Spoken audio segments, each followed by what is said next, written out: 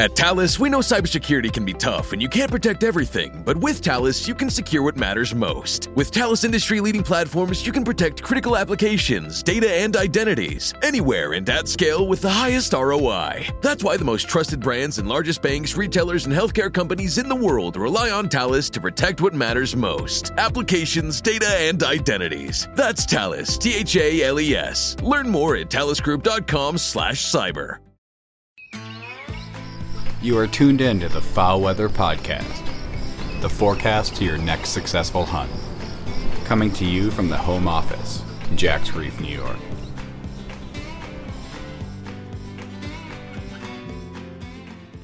The long-awaited first duck migration forecast of the season. We also recap the Weather Severity Index and why it works so well. Plus, crop harvest is in full swing. Will the dry continue in the east? And some secrets to find the duck honey hole. All today on the FowlWeather Podcast. A quick reminder to rate, follow, like, and share the FowlWeather Podcast to get all the latest updates in our exclusive duck migration forecast each Monday morning throughout season. Plus, all that other great informative content throughout the year. Be the guy with the real information about the ducks and where the ducks are at. I appreciate y'all being here very, very much. We thank our every week listeners. You know who you are. Those that never miss a single migration forecast episode each Monday morning. Y'all are as ate up as me about ducks, duck biology, and duck migration. You know where the ducks are at before the ducks know where they're at. Think about that. You know where the ducks are at before the ducks know where they're at. Our dedicated weekly listeners can pick the best days to hunt because the FowlWeather Podcast forecasts fresh ducks hot from the north. Shoot the ducks from the north before they know where they're at. I'm your host, Dr. Mike, coming to you from the home office in Jack's Reef. Well, opener of grouse, woodcock, and archery season has come and gone. Yeager and I went into the North Woods about an hour north to chase birds. On the first, we hit 6 covers that traditionally hold grouse and woodcock and only got a single grouse flush with no shots. It was a cold, wet spring, my friends, and that likely hurt upland ground nesting bird production. Yeager had a blast, though, and at 8.5 years old, she's still kicking ass. So we do have a line, it looks like, on a lab from South Carolina, but we do need to still see if the breeding happens, but we're working on it now. So thanks for those of you that reached out and gave some tips on maybe where to help us find a pup that falls within what we were looking for. Appreciate it. So after a hike with a gun with Yeager, I guess I would just call it that, right? So it wasn't really, I guess, grouse hunting. I went with Yeager for a hike, carrying my gun around. So after that, I jumped in the bow stand for the evening. We now can use crossbows all season in New York as well, but I took the compound. I reworked the string, and I'm pulling a few more pounds this year, and I'm real happy with how it's shooting and how I'm shooting. So took the compound bow. I also have mixed feelings about crossbows, or I guess maybe some people like to call them cross guns, all season. But as I age and my left arm, has an ongoing tendon issue, I do see the utility for folks that are getting older of being able to get out there with a crossbow. My wife also doesn't care for compound bows, but she's going to take advantage of the crossbow season. So I think there are pluses, but it just seems to be the slow decline to opening everything up like all the time under the guise that more technology will shoot more deer. And I'm not sure if that's true. Deer just hole up behind houses and move less when the pressure increases. So I'm not convinced it matters how many implements you have or allow. I guess the same goes for ducks and the disturbance metric, which is likely our new enemy in duck hunting. It's not that ducks don't exist. It is that people just never give them a break. I mean, think of it this way. A duck in winter, when it is at its final destination, shouldn't be any fatter than it needs to be. If it has predictable food and a predictable rest area, then why carry fat? Fat ducks are either prepping for migration or nesting. On wintering areas, a fat duck likely has unpredictable food. So it has to store fat for the times it can't get to food. Again, ducks only carry what they need, so when food is predictable, they lose weight. A lot of our science shows that.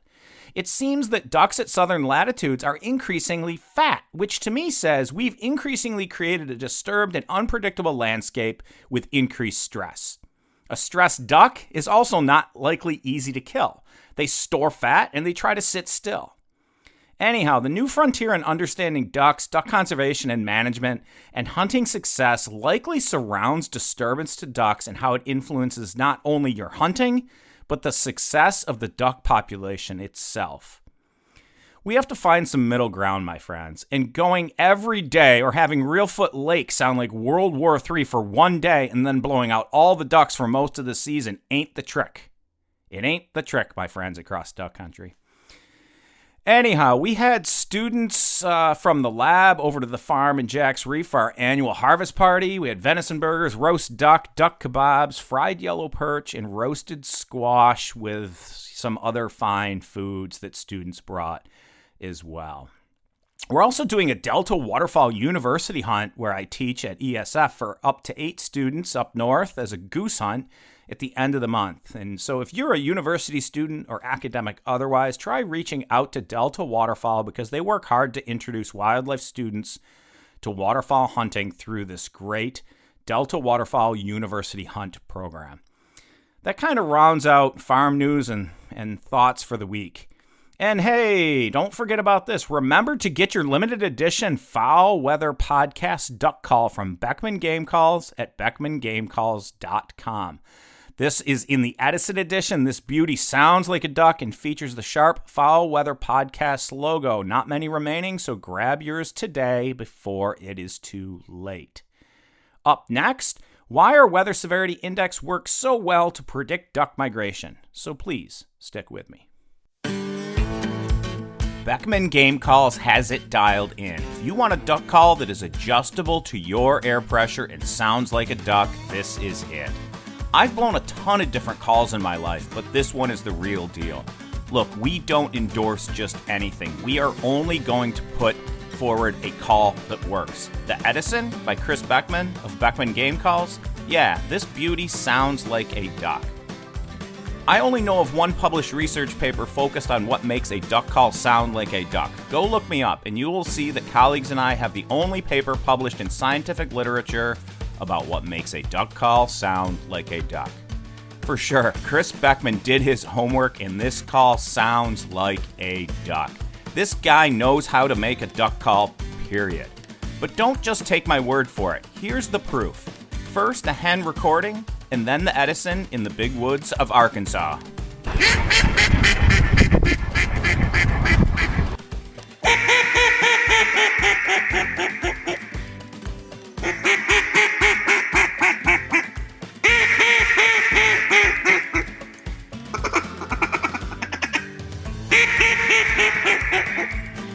Visit them today at beckmangamecalls.com.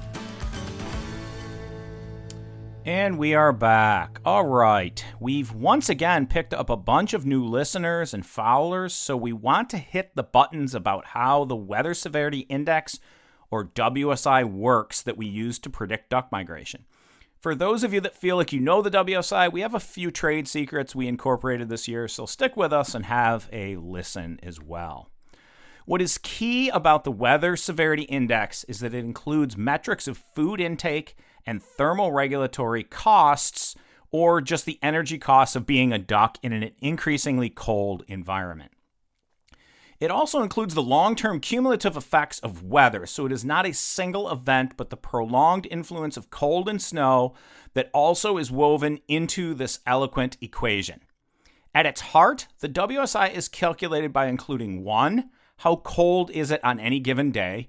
2, how many days in a row has it been below freezing? 3, how much snow is on the ground? And 4, how many days has there been measurable snow on the ground that would interfere with field feeding? The snow going into wetlands also decreases the water temperature more quickly, enabling wetlands to freeze more quickly. So we have to think about the ability of the duck to stay warm first and the state change of water from liquid to ice and snow. Let's tackle thermoregulation first. Ducks have a thermal neutral zone whereby they don't spend much energy to sustain physiological function. But once the temperature drops to a certain point, they start to burn stored lipids or fat to stay at or near their body temperature of about 105 degrees Fahrenheit. Yeah, ducks are hot. And not like Dr. Mike is weird and thinks that ducks are hot. Well, they're kind of sexy beasts, but I mean body temperature hot. And to keep that hot machine running, it takes a lot of energy. And also, when we hit below freezing temperatures, we get a state change in water from liquid to ice, and that really changes physiologically how ducks deal with their environment. They are just going to burn more and more energy, specifically in the form of lipids to stay warm. They also can eat more, which can be used directly as energy. But now we get into the consecutive days below freezing and the snow factor. All of these ducks need open water, and some can field feed. Consecutive days below freezing start to decrease wetland availability and hence food availability because ice starts to form in shallow areas first, reducing access to quality duck foods. Once snow starts to fly, that just decreases the water temperature that much faster and chance for wetland icing. It also starts to cover waste grains and farm fields, and quickly we end up with a landscape that is no longer friendly to a duck. They are burning too much energy to stay at that latitude, and they aren't able to obtain enough food to stop the lipid burn. At some threshold, they move to a more favorable climate. Most often, this is south. Sometimes it can be a local movement to find open water and food resources. This happens locally at the farm. Ducks often just move to the deeper water Finger Lakes to sustain because they just don't freeze. But many species of ducks just can't make a living in that environment because they rely on wetland foods and don't readily field feed. They also have smaller bodies than, say, a mallard, so they are less capable of thermoregulating and keeping that balance that it would enable them to stay in a cold environment. It doesn't matter for them how much food exists. They feed on things like coontail and milfoil, I guess like a gadwall, which takes too much time to feed. And with little time to energy ratio, these ducks make the move south earlier than, say, a mallard, black duck, or Canada goose. So the WSI predicts that species like shoveler, gadwall, widgeon, green-winged teal, and pintail move ahead of freezing temperatures. The costs are too great, and once the ice happens, it gets really bad really quick for them. Mallards and black ducks actually increase in abundance up until about a mean daily temperature of 0 degrees Celsius or 32 degrees Fahrenheit. They continue to increase in abundance for a bit, but then as cumulative days of either freezing temperatures or a combination of snow and freezing temperatures, at that point, they start to decline in abundance at a location and presumably show up at southern latitudes. This all plays out really well at northern and mid-latitudes, but once ducks get to about the latitude of the boot heel of Missouri, they just mill around a bunch because now the factors affecting movement are more based on water availability, food sources, and places to get away from disturbance. But the fact remains that northern and mid-latitude weather events push ducks south at irregular pulses throughout fall and winter. That is why the WSI works so well, because it predicts these movements, which may occur anywhere from a good movement about 6 to 12 times per year. The trickle days happen in between, of course, and there are plenty of dud days when it is highly unlikely for any substantial movement. For that reason, going on days that are bluebird with no north wind and little to no weather to the north, well, they're kind of useless unless you just want to eat breakfast in the blind and scare your local ducks a bit more into the few remaining refugia places that they can huddle down. Since we started the FowlWeather Podcast, we've also incorporated effects of latitude into our predictions a bit more. What is happening is that cold fronts just don't last as long as they once did, especially at mid-latitude. So it takes more to push a duck out of, say, mid-Missouri compared to mid-Minnesota, especially for big ducks like mallards. The other dabbling ducks continue to be more predictable about when they migrate based on weather. But mallards are just increasingly sticking it out even when a high WSI gets met. So we've adjusted the WSI threshold for mallard migration up a bit for certain locations. Right? None of this is static.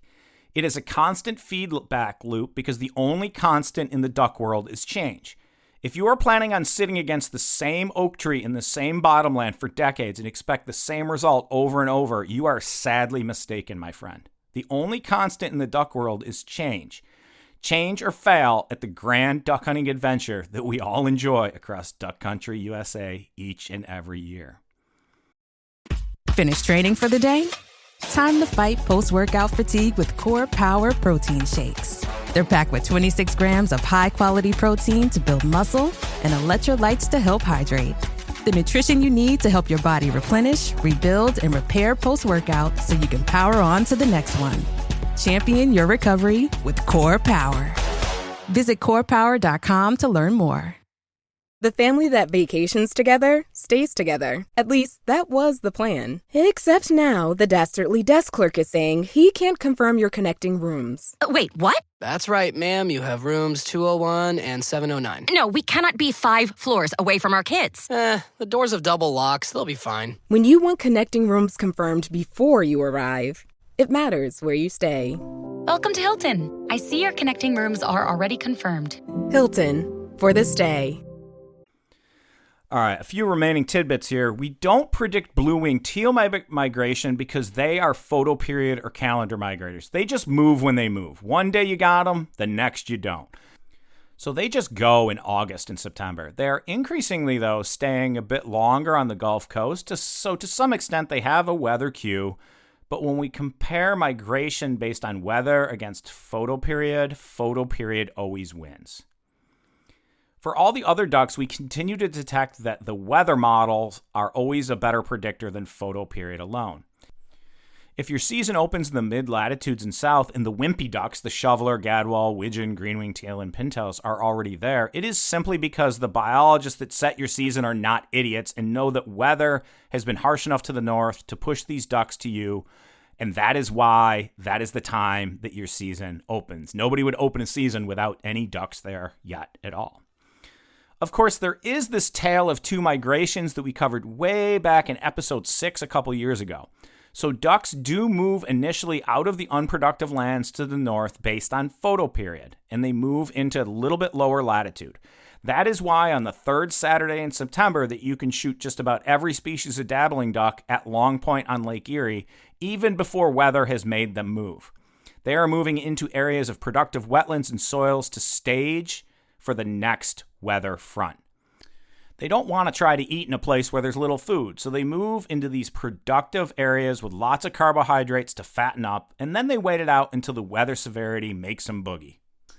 Last, we also do predict diving duck migration, but it is a bit different. Diving ducks are affected by photo period more than dabbling ducks. They are migrating to much more predictable open lake and river systems, and also fairly predictable foods in those places, so they don't adjust as much trying to take advantage of that line of food as it moves south. But diving ducks do adjust these seasonal patterns to weather still. At any given location, and let's use the upper Mississippi River for instance, which is a traditional diving duck stopover. In October, the increases in abundance are greater when the WSI is greater. Then in November, when the WSI is the worst possible, you see a slight decrease in abundance, but under mild WSI, numbers of diving ducks are still increasing at that location in November. In December, diving ducks are always decreasing in abundance, but that decrease is much greater at greater weather severity indices. Those ducks are moving now more quickly towards places like Lake St. Clair, the Finger Lakes of New York, and Chesapeake Bay and the rest of the Atlantic coast, maybe further down the Mississippi as well. If you haven't thought about duck migration differences among species like this before, we hope you enjoyed our thorough explanation. But always remember, we at the FowlWeather Podcast are just duck hunters that saw patterns and put numbers to explain those patterns. And now we bring them to you each week from October to January to help you pick the best days to hunt. Because hunting every day is just stupid unless you want to eat a lot of bacon and scare a bunch of already scared local birds. We help you shoot the ducks hot from the north, naive, fresh ducks that are easier to decoy and kill. Up next, a corn crop update. So please, stick with me. The Farmland Group is your one-stop shop for real estate brokerage, consulting, management, lending, and appraisal across Arkansas, Mississippi, Missouri, Louisiana, Georgia, Tennessee, and growing. Contact them today at farmlg.com. Hey, I'm telling you, do not hesitate because these folks are busy buying, selling, and providing consulting and management strategies that build value into your portfolio and your land. So get in the queue today. Get on their radar. Get on their books. Man, y'all won't be disappointed. Contact the Farmland Group today at farmlg.com. That's farmlg.com. Okay, into some farm harvest facts. Why cover it? Because it affects duck migration too, especially for geese and mallards and other field-feeding waterfowl.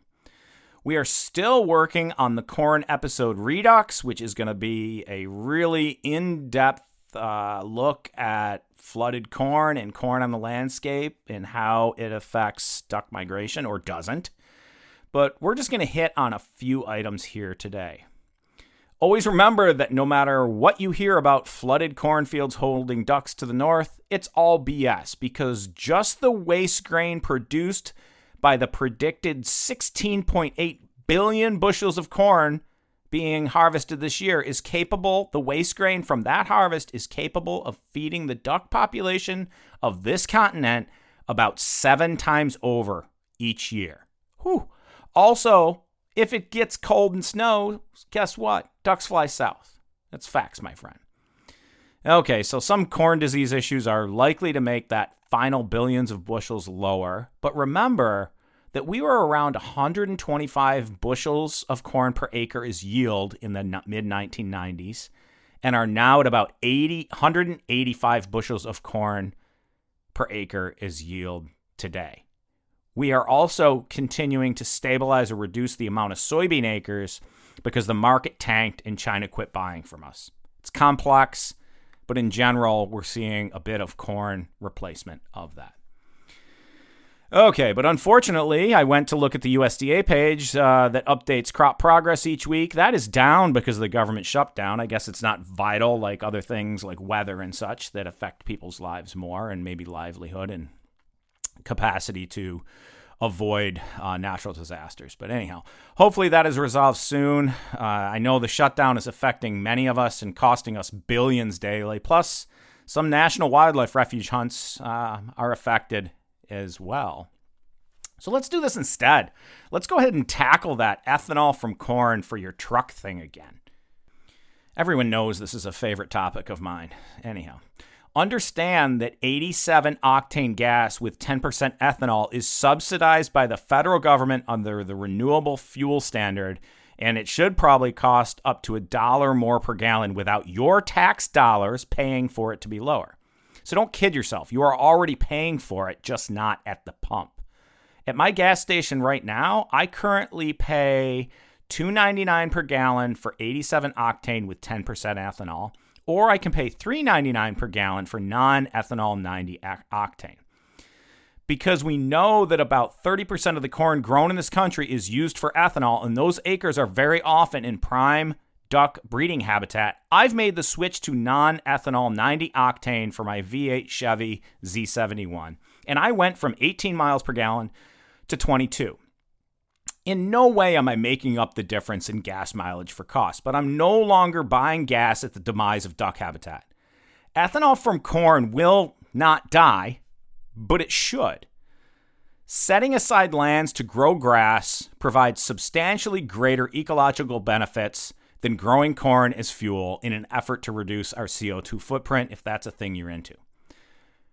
That is truly fake news. Corn fuel is truly fake news. Corn fuel is not saving the environment. It is definitely not green. Of course, the idea of developing corn into ethanol and blowing up the corn business started in the 1970s after the energy crisis, but let's be clear, a bunch of corrupt politicians bastardized it since then. Again, ethanol should die, but it never will because we keep buying it and subsidizing it. We burn 400 times the primary productivity of this planet every year in petroproducts. To think that we can even get remotely close to replacing our fuel needs by burning food is stupid, inefficient, and ineffective. If this administration is interested in reducing waste, then they would executive order the renewable fuel standard of ethanol out of existence. But that ain't gonna be the game because the man is making too much money I put quotes around the man, by the way, all at the expense of ducks and other grassland birds. Anyhow, food or maybe fuel for thought, my friends.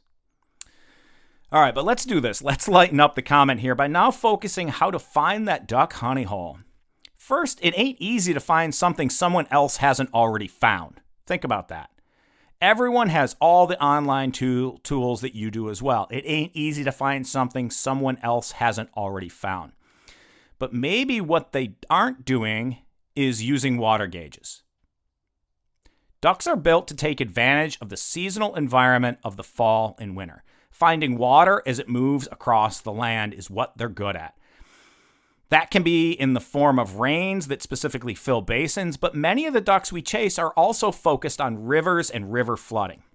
If you look at the evolution of the timing of duck migration north and south, it follows a fairly predictable water regime of high waters as they travel north with melting snow and south with shutting down of plants and the rising rivers. Remember that once plants shut down and are no longer taking up surface water, that water has to go somewhere, and that somewhere is the rivers of your lives and the ducks' lives. So if you have not, Google USGS water data, and find your local river gauge. Learn that gauge and look to estimate when it floods in your favorite duck hole. Don't be there the day later, though. Be there the day it floods. Ducks will follow growing water footprints to the hour because it exposes new food, and they are programmed by millions of years of evolution to find that food and find it before someone else does. If you scout for ducks and find them, then someone else is doing the same thing. But if you are getting to a hole as the water rises into it, the ducks will come by quickly and the ducks will come to you. So even in the absence of a flight of ducks hot from the north, you can be shooting local ducks before everyone else. What does it take?